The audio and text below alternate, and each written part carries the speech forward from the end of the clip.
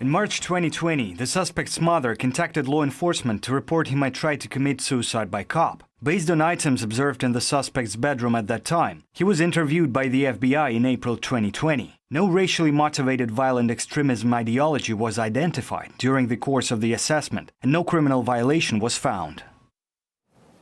The gunman first opened fire in the car park of the FedEx facility before entering the building. He killed 8 people in all before turning the gun on himself. Police identified the shooter as 19-year-old Brandon Scott Hole, who is a former employee at the facility. Well, it is not the first time the FBI has let people who'd go on to be mass killers slip through the net. Tamerlan Tsarnaev was interviewed 2 years before he and his brother killed 3 people in the 2013 bomb attack at the Boston Marathon.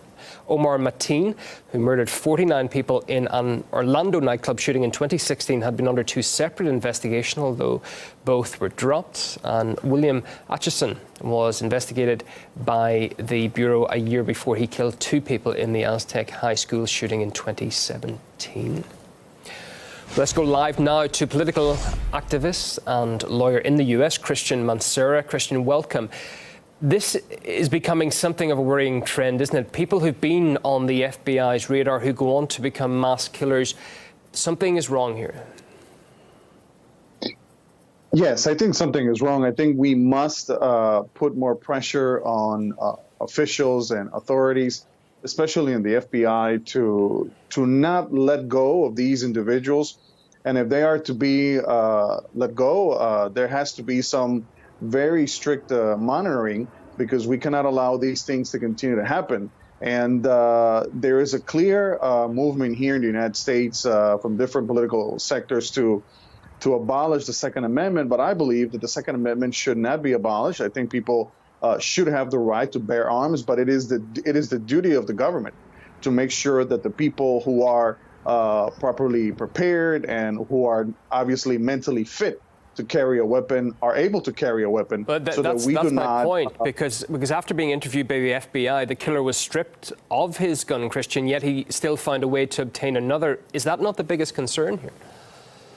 Well, there is a concern, but I think we always have to put the eye on the ball, which is that whether we take away the Second Amendment, that's not going to stop people from getting a weapon. I mean, people can get a weapon in the black market and still commit crimes. The issue here is not the Second Amendment. The issue here is, what do we do with people who are clearly disenfranchised, people who are psychologically not fit, and what measures are we going to be taking? So I think that we can continue here saying that we have to take guns away from people, but I don't think that's the issue, because we have millions of people who have weapons and they don't go off on the street and start killing people. So there's a clear issue with psychologically disturbed individuals who have access to weapons.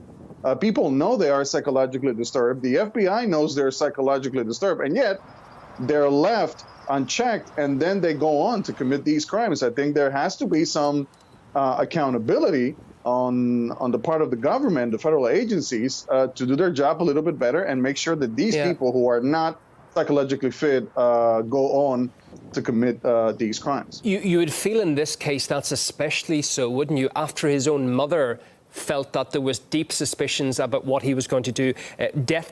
Suicide by cop, was what she feared, basically making the police shoot him for perhaps threatening them. That's what she feared he was going to do, and yet the FBI let him go. Well, of course, and I think that sends a very, critical message to many families in the United States who are afraid now to be in public places, because we don't know who is not psychologically fit to be on the street carrying a weapon. And yet we have our federal agencies who know of these people. Even the families denounce that they are not psychologically fit to have these weapons on them, and yet they're set free. So I think there has to be some type of accountability on the part of the government and the federal agencies in charge of this to make sure that these cracks do not continue to open, because we cannot allow innocent people to keep dying basically because someone who is not fit to carry a weapon carries the weapon and they go on and commit these crimes. I think this is a terrible drama, and we have to stop it. But I don't think the way to go is to fall in this narrative that people should be stripped of their Second Amendment. I believe that we have to uphold the Second Amendment, but we have to make sure that people who are not psychologically fit do not carry weapons and go on to commit these crimes. Christian, thank you. Christian Mansura, political activist and lawyer, live on the programme.